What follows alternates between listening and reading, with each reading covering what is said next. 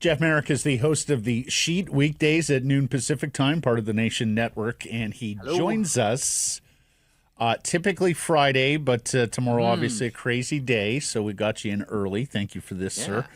Yeah, no problem. So where are you on the Vancouver Canucks right now? What do you think they should do by the deadline? What do you think they will do by the deadline? Sports is kind of what your head knows, but your heart feels. And there's that tug in between the two. And your head might be saying, you know what? It's just not the season for the Vancouver Canucks. Maybe take a small step back. And, all of sports is a bunny hop. Take one small hop backwards for maybe 2 steps forward or 2 hops forward in the future. But then my heart says, we know the Vancouver Canucks. Like, they're not going to throw in the towel this close. They're right in there with, Calgary and St. Louis and Utah for that wild card spot. So I think we all understand that that's target number one here is get this team into the playoffs. So I don't expect Vancouver to sell off for futures or all of a sudden get into the green banana business. I don't think that's in the cards for the Vancouver Canucks. I still see them going full steam ahead, trying to make the playoffs and then roll your dice at the in the postseason and see what you can do. But I don't think this is going to be any type of massive sale for Vancouver. If I'm reading it correctly. Alvin has mentioned, they're not in the green banana business. They don't want to take a step back, was the way that he phrased it. But on 2 occasions, this management group, the Philip Hronek trade, or the Bo Horvat, then Philip Hronek trade, and then the JT Miller and Marcus Pettersson trade has taken the so-called green bananas and flipped them for right now help. Do you not see that as a possibility here at this deadline? I could see them making like the quote unquote hockey trade. By the way, it's kind of one of my pet peeve terms in hockey. I think everything's a hockey trade. Draft picks are hockey things. Cap space is a hockey thing. Like everything's a hockey trade. But I think I know what we're getting at when we say hockey trade. I can see the Vancouver Canucks making deals provided they are getting current hockey players back. How about that? I could see them doing that. But as far as picks and prospects, I can't really see it for the Canucks. Not to be confused with the warm body trade that Kevin Cheveldayoff avoided for so long. Yes, warm bodies in here. Only picks and prospects. Canuck brass are not going to react to one win over the Ducks, but I do wonder if they might look at the behavior of the other Pacific Division foes here of late and go, God, it is still open. Like the Oilers and Kings cannot win a damn game. The Turtle Derby now for the second wild card spot is pretty turtleish. Like there was a bit of a surge there from the Blues and Utah, but it's simmered down. Calgary's having a tough time. Like nobody's exactly blowing the doors off the joint. And of course at the top, the Winnipeg Jets have not proven anything to anybody the last few years. So, can you convince yourself that it is wide open in the West? 100%. Of course you can. You completely can convince yourself of that. Now, there's still some heavyweights, and I know I'm picking up what you're putting down on the Winnipeg. Vegas and Dallas look a little bit foreboding, yes. Yeah. Dallas, I don't think that Dallas is done here. We can get on their page in a second if you want. I don't think that Dallas is done. Jim Nill very quietly has still been swinging for the fences as he has all season long. I think the Colorado still has moves to make as well, as do the Winnipeg Jets. But as far as, surveying the land right now, I love what Dustin Wolf has done with the Calgary Flames. Love what the Calgary Flames have done. Like, good on them. And nice they might buy here for Jonathan Huberdeau. And if they're going to buy, okay. But I think a lot of us are saying, okay, when does the clock strike midnight here?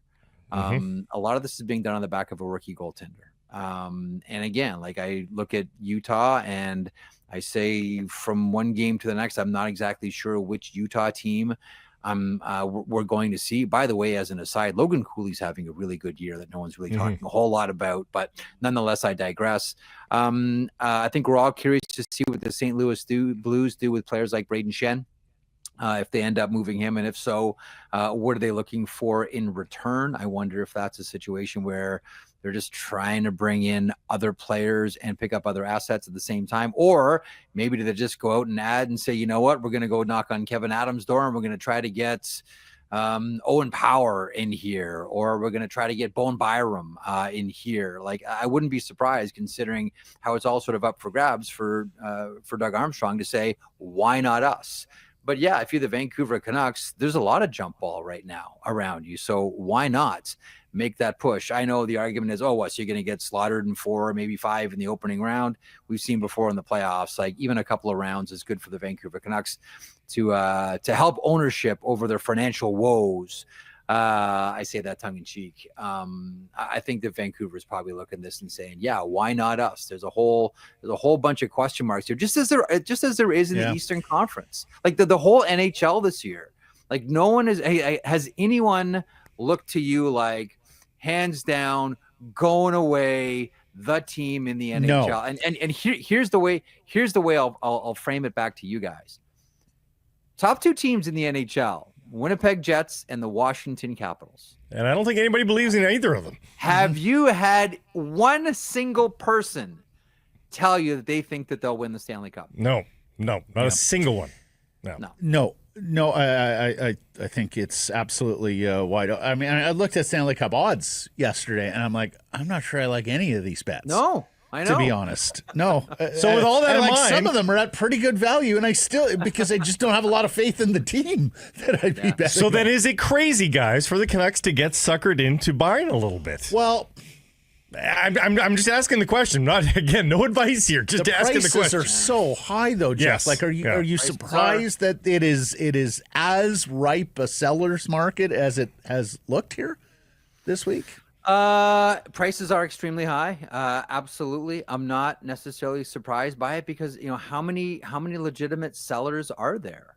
I mean, look at all the teams here it makes for a lot of fun to speculate here, but it's not as if this is a wide open buyer's market. You can cherry pick what you want. Like, any trade is going to sting. You're going to give up something significant. Like, I know that we all look at Florida and say like, oh, look at that. That's all they had to give up for Seth Jones. They gave up a lot.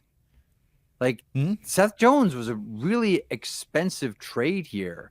You look at what the Tampa Bay Lightning had to give up to get Oliver Bjorkstrand and get Yanni Gourde back.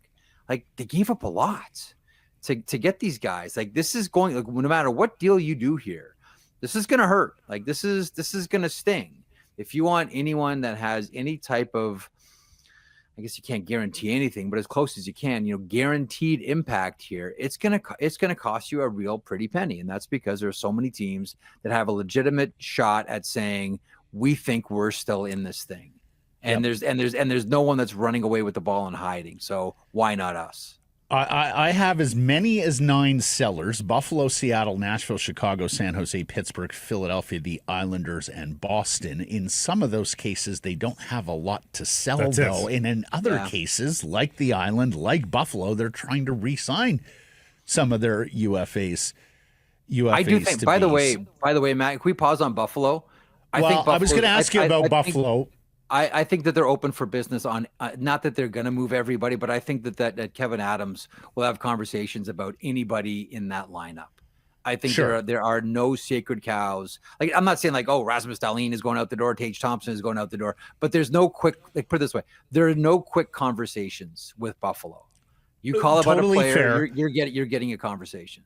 Totally fair. I mean, Zucker, Reimer, and Yoki Harju, if you're selling off rentals there. But my question for you, I'm glad you paused on Buffalo, because I was going to ask you, do you see Kevin Adams making a cut at the core trade between now and Friday, or is that summer business for him when maybe there's a larger field available for those sorts of trades?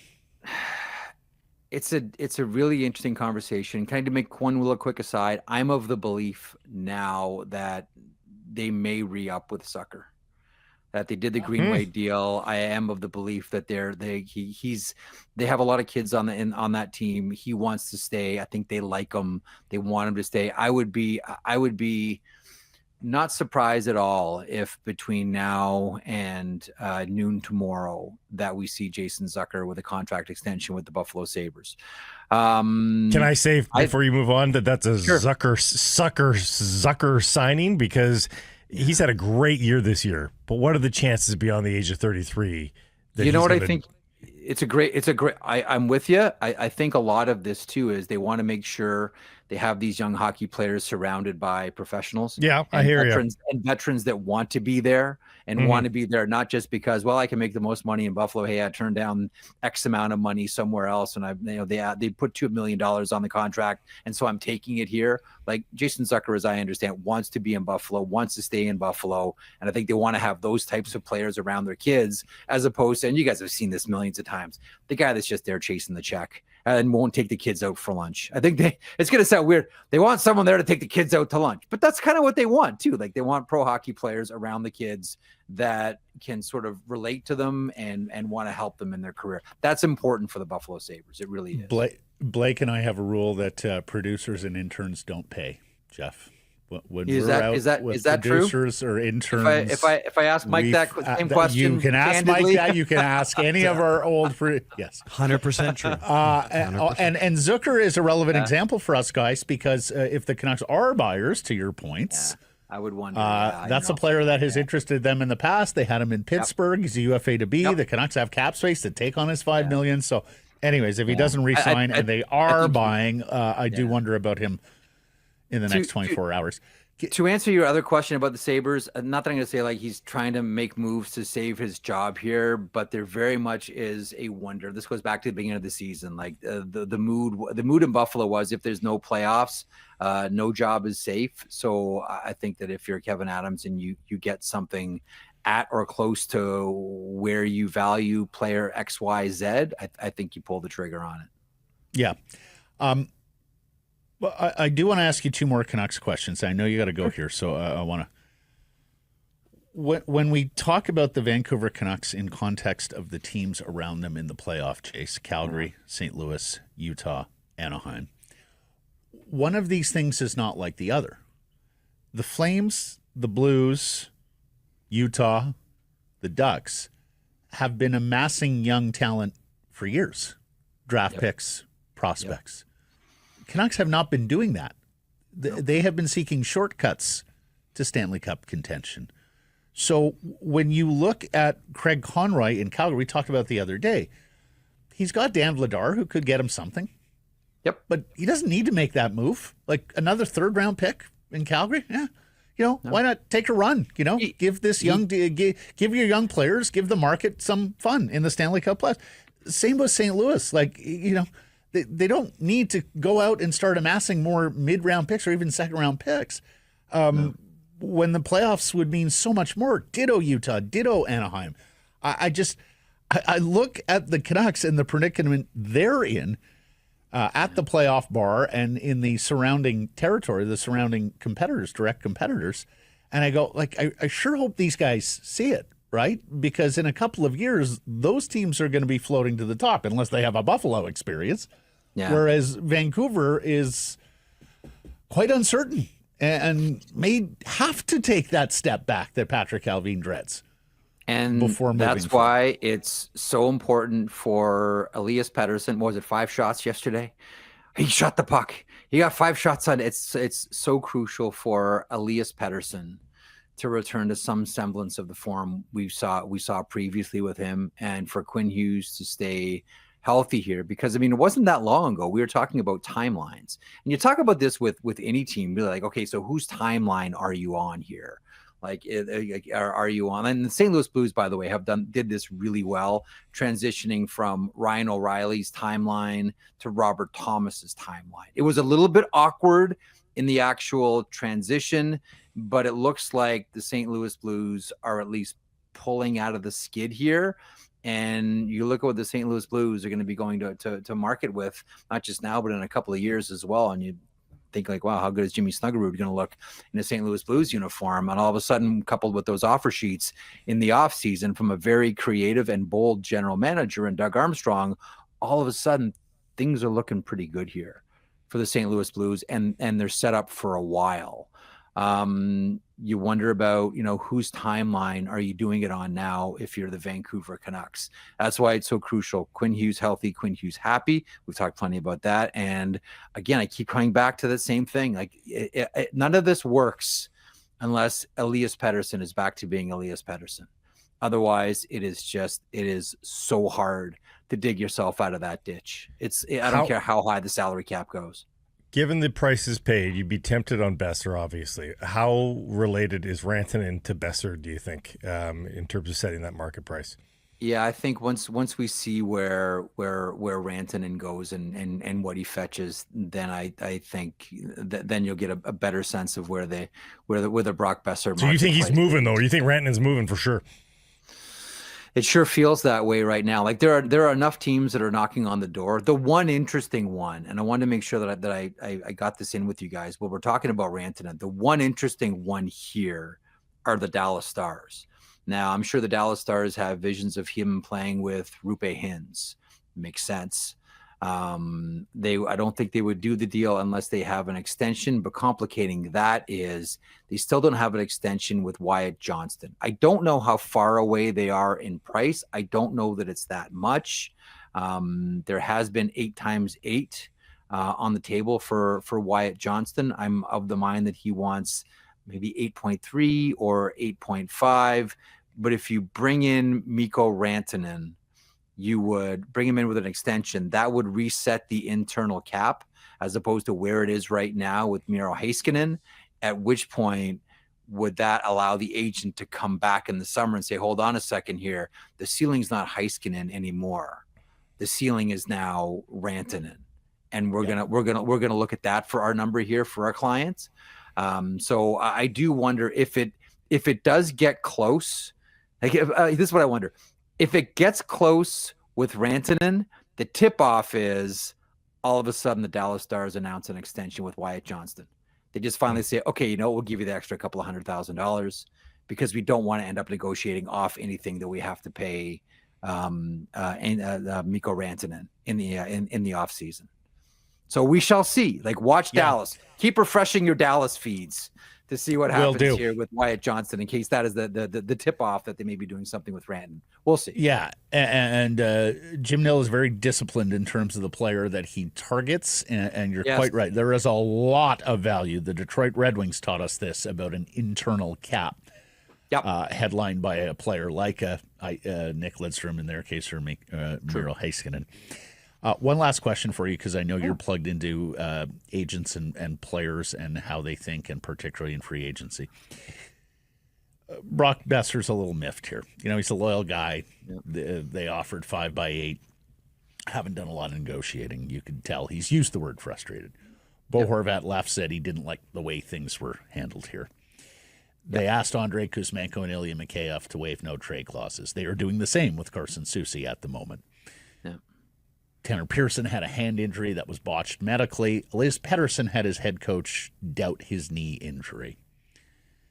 How much more can this management staff and coaching staff, or is this par for the course, before they're starting to get on the wrong side of agents and players, and that come July 1st, the agent is counseling the player, well, you can go to Vancouver, they're making a commitment, but really, what is that commitment worth given their history?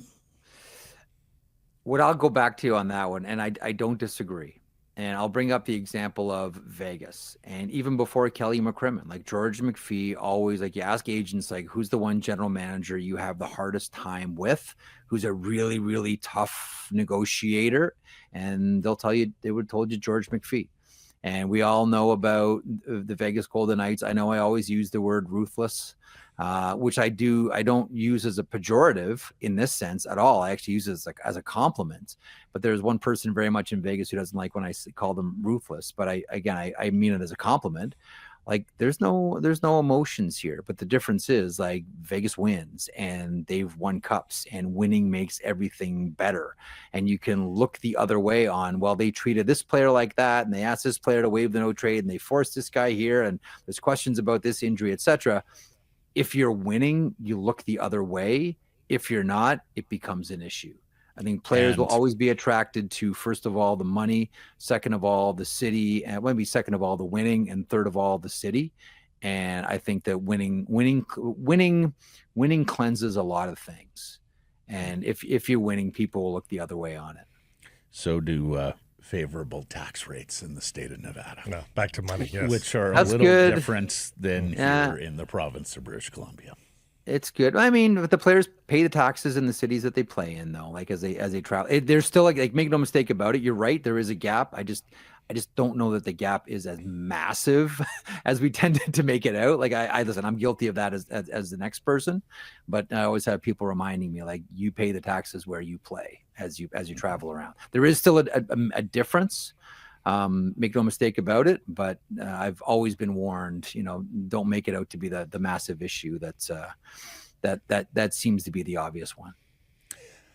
All right. You've got we'll see. Busy. Mm-hmm. We'll see what happens. I am fascinated to see what this management group does here. There's some major decisions on the horizon. We'll see. By the time people are watching this, maybe we'll just have to burn this entire interview. Yeah, I was gonna say like that's the one thing. It's like I don't know that I'm gonna say, hey, I'm on Scaris and Price. Like, how do I know that? Like, especially when I think like this. Like, I don't know. We'll see. I don't know. Maybe not. Maybe I just get tossed. Maybe it blows up. Some of this stands up. We'll chop it up. Chop it up. Michael performs surgery. Marek. It'll be okay. Yeah. Here's 317. Really good stuff from Jeff. Thanks, buddy. Have a good show. All right. Thanks, boys. Be good.